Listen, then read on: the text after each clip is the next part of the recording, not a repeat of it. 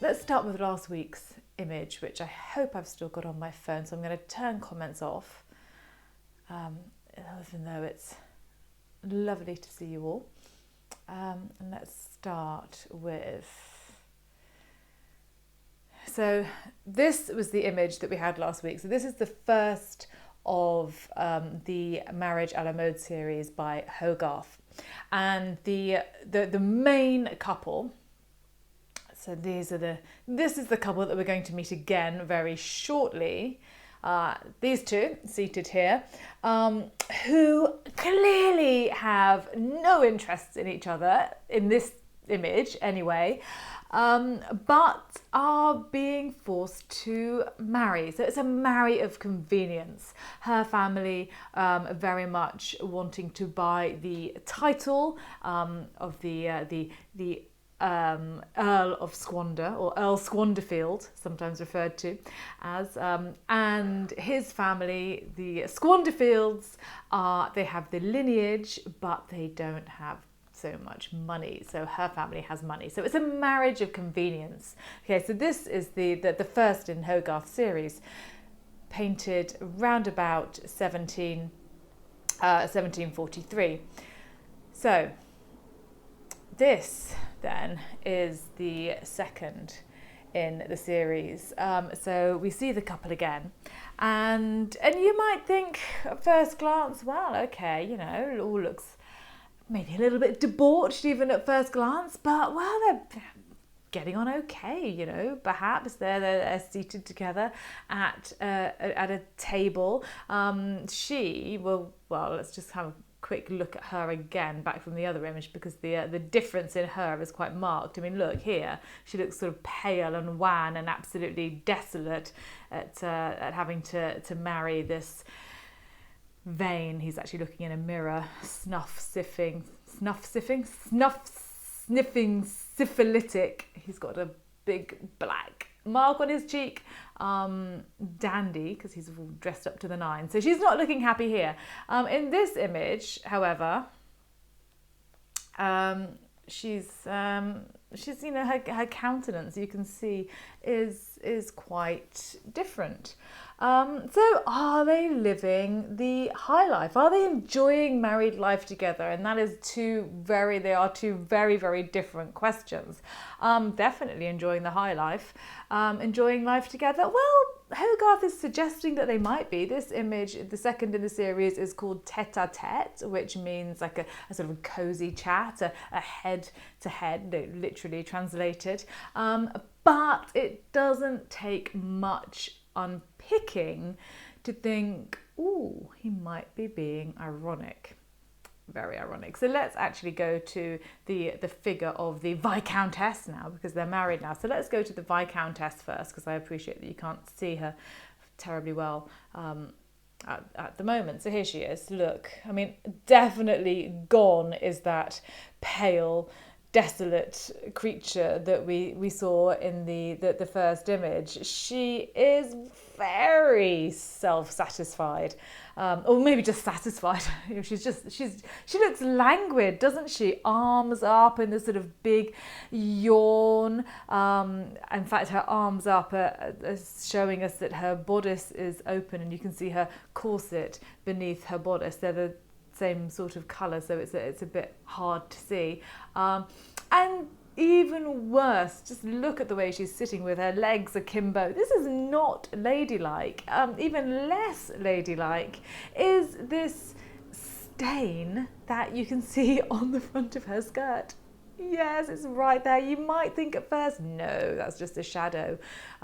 It's not. It's a stain that Hogarth has placed there quite purposefully. So let's just not even think about where that stain comes from. She's looking across the table quite sort of, I don't know, well, she's giving her husband the side eye as she's sort of sitting back languidly, naughty in her chair. So can we think, okay, you know, are they actually having a great time together? There are other aspects of this image that tell us that someone's been having a great time in this room. There are, for example, just over to her right. I can't see them. There we go. It's fun to try and find images. Let's put it that way. There's all these cards that have been just abandoned on the floor. So clearly someone's been having a nice time playing cards. Perhaps more interestingly, there is a couple of violin cases and a music book on this overturned chair. Now, if you ever see people singing in perhaps a slightly bawdy atmosphere in sort of 17th, 18th century, even 19th century art, then, or you see musical instruments being played, then quite often there is an allusion implied to sex. And the way that Hogarth has placed the violin cases on top of each other, I think he is definitely alluding to some kind of sexual activity here, or some kind of sexual activity again. You don't need to use your imaginations too much to get that one. And the open music book. Scholars have for centuries now tried to figure out what music, the book is open, you can see music, but no one can quite decipher exactly the music that is being shown here, which is, maybe it's nothing, but it's a source of frustration. So clearly something has been going on in this room involving the Viscountess, and she is very, very happy with herself, and she is, as I said, looking over at her husband. But I think, judging from the state of him, either she's completely worn him out, or he's not looking quite so triumphant. Well, he isn't looking quite so triumphant, is he? Slumped in his chair, I'm going to say completely unwell from booze, completely hungover. We can see this black mark on his neck once again, very, very clearly. So once again, Hogarth is reminding us that he does have syphilis. This actually is lauded quite widely as an absolutely inspired and a genius characterization by Hogarth, because he is clearly young, so he hasn't depicted someone who looks much older. He still looks very young, but he just looks so utterly dissipated and sick. It's quite a fantastic portrayal. So this is Viscount Squanderfield. So he's sitting there and he is not looking terribly happy. So do we think that maybe, perhaps because he's got syphilis and so on, he isn't looking very happy because he's abstained? Perhaps, she's had a great night, and he hasn't. Well, he's had a great night on the booze, that's for sure. But abstained, well, yes and no. Yes and no. Or perhaps I should say more no and yes. Just look, so actually before I go on to a close-up, over to the right-hand side of the painting is a little dog. Now, if you recall, the dogs in the first painting kind of gave the game away, didn't they? So the dogs in the first painting were chained together but couldn't even look at each other. And in this painting, oh, man's best friend, he really is giving the game away because he's sniffing at something in the Viscount's pocket, and what he's sniffing at actually is hidden behind me. I wonder if I've got a better image of that.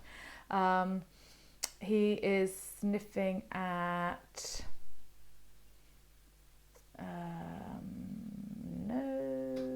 no, that was the better one. He's sniffing at a cap. So he's sniffing at a cap or a bonnet that I think we can say quite conclusively does not belong to the Viscountess.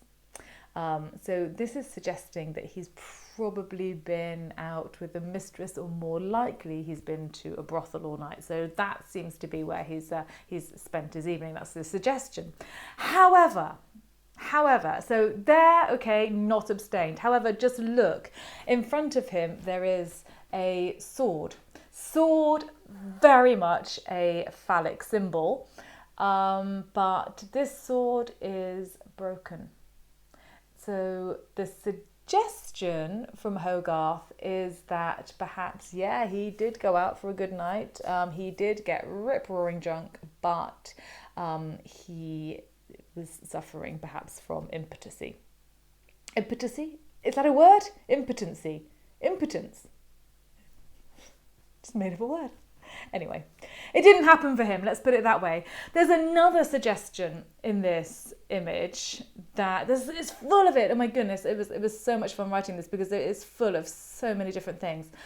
Just take a look at this bust on the mantelpiece. So there's all sorts of things on the mantelpiece. We'll come back to that. But the bust on the mantelpiece has a broken nose, or his nose has been reattached. His head's been reattached as well, so they're clearly not looking after their things. But the nose is, it's sometimes a broken nose or a nose that's been chopped off or damaged is a sign of impotence. Again, what's the word I just made up? Impotency. No, that's the real word, isn't it? Anyway, sometimes a broken nose can be a symbol of infidelity. I mean, if you think about it, fights happen.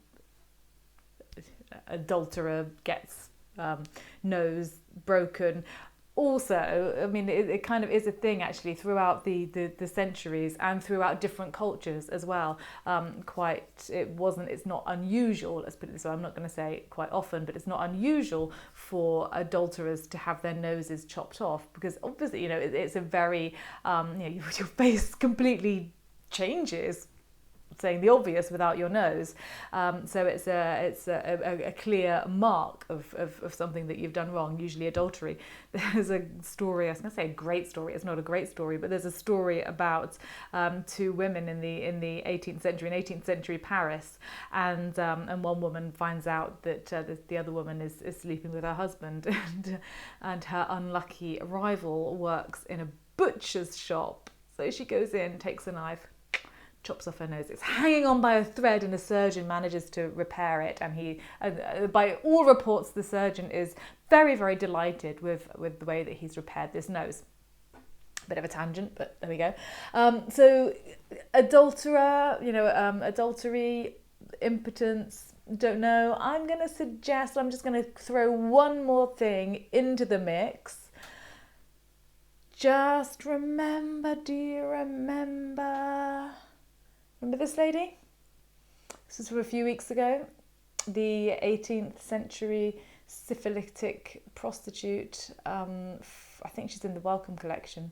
So so the nose coming off, the face being eaten away, also a sign of syphilis. So I'm just suggesting, because clearly I seem to have this obsession with syphilis, that potentially it's the disease that the Viscount has is also being referenced. Don't know. So it's becoming apparent that he's been out and about.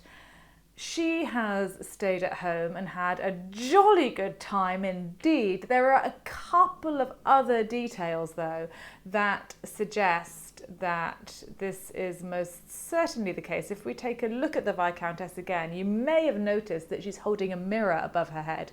It has been suggested that perhaps she's signalling to her lover with her mirror. I don't quite know what she's doing or what she's trying to do or what she's saying, but that is the supposition.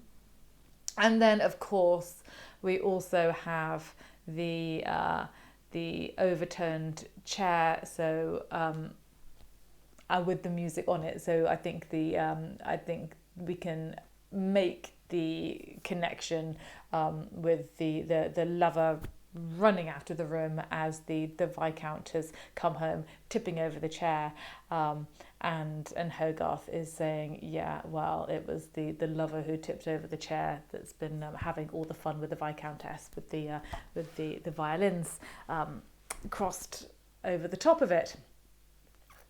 So above this couple is another figure. Here we go. So he is poor, long-suffering man. So he is heading out of the painting in the same direction as the lover. I think I don't think there's any suggestion that he could be the lover. He is some kind of accountant by the looks of him. He has a ledger under his arm. He has a stack of receipts and bills.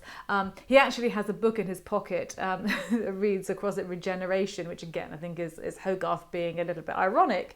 But he is there. He's got this sort of quill pen behind his ear.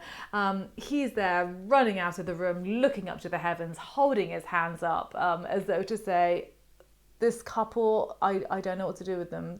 They are beyond redemption. They're beyond regeneration. So he's just showing us once again what a completely useless pair they are, and how they are absolutely mismanaging their money, mismanaging their wealth. They are definitely mismanaging their wealth if you take a look at their horrific chimney piece. I mean, look at that. So you've got the bust there, which, by the way, is also it's it's the face of a man, but it's the hairstyle of a Roman matron. So it's like a bit of a mishmash. And then just look at all the bibelot, look at all the tat, basically, that they've got on their mantelpiece. Hogarth is really suggesting that they might have all this money, but they have terrible taste. They are the antique dealer's dream, or the sort of second-rate antique dealer's dream in the 18th century. There was a big fashion for antiquities and things from other countries. The Grand Tour, so people were travelling, they were bringing back things. But they've got a couple of Buddhas there. They've got some weird saints with very big hands. I don't know, I'm assuming they're saints, I don't know. Many phallic symbols, you'll notice. Behind is a painting of Cupid playing the bagpipes, because why wouldn't he be? But kind of in amongst all this chaos, he's got a bow without a string to it. So again, this is telling us that love is in a bit of a state. Love is a bit awry. But most of the scorn in this image is saved for this absolutely horrific clock, which is, again, this complete mishmash of styles and of imagery, of icons. So, you've got the cats at the top with a couple of fish beneath it swimming in foliage. Beneath that, Buddha holding a couple of candlesticks. I mean, it's quite beyond it, really. And the clock reads just gone 12:15. And now I think we can assume that because the accountant is there, it's 12:15 in the afternoon and not in the morning. There's one more person in this image, and that's this fellow here. So he's all the way out in the back room. Let me just show you the whole image, just so you can place him. So there he is. So sort of in this other rooms, connected by this rather grand arch. So it should be gorgeous, shouldn't it? Look at this room. It's absolutely fantastic. It should be gorgeous, and they've filled it with rubbish, and they haven't looked after it, and there's things on the floor and so on. But this little fellow is, I think, a servant. But again, he is showing us how not to run a household. I mean, he looks slovenly. He is yawning. He looks as though he's just got up. So maybe suggesting that they regularly keep very late hours. But he hasn't even done. I think he's got his nightcap on. You can actually see. I think he's still got what do they call it, rags in his hair. So he's not ready for the day at all. It's afternoon and he's not ready for the day at all. Yawning away, not covering his mouth, just all kinds of rude and wrong. But he also allows us, or sort of draws our eye into this second room, in which there are more images. And rather marvellously, ironically, Hogarth has included various paintings of saints. He's playing with us. We can't see, we don't know what's in the smaller bottom paintings. But then, so over to the right-hand screen, you have a tantalising foot and a well-turned ankle. Let's just show you that a little bit closer. There you go, you can see that a little bit better. But it's covered by this curtain, so you can see part of this painting is covered by this curtain. Now, to 18th century audiences, this would have been quite scandalous. I mean, frankly, to have an image that this is suggesting. So if you've got a curtain in front of an image, then it would lead one to believe that the content of the image is not for polite company. So yeah, but to have this in one of your main reception rooms, my goodness, they were really, really getting racy. The wonderful thing is that it was assumed for years that this was meant to be, I don't know, perhaps an image of Danae or something, or Venus on the beds, something quite sexy, provocative, lewd even. And then art historians over the decades have looked closely at this, and they've realised as I think probably as the paint on the curtain is becoming more translucent, they thought, oh, okay, he did paint an image underneath here, so he didn't just sort of paint the provocative bit and then paint the curtain over the top. No, he actually painted the image first and then painted the curtain over the top. So with modern technology, analysts have managed to use infrared photography to take images and to actually be able to see what is behind the curtain. And guess what's behind the curtain? A Madonna and child. So it's not a naughty image at all. I think Hogarth might be playing with us. I love that. I love that detail. So there you go. So you can see that this marriage, lots and lots of details in this image, kind of quite mind-boggling, really, isn't it? The amount of detail that Hogarth has managed to include. But you can see, so she's got somebody who is sneaking in whilst he is out all night. He's not very well at all. She's loving life at this moment in time. They've got terrible, appalling taste.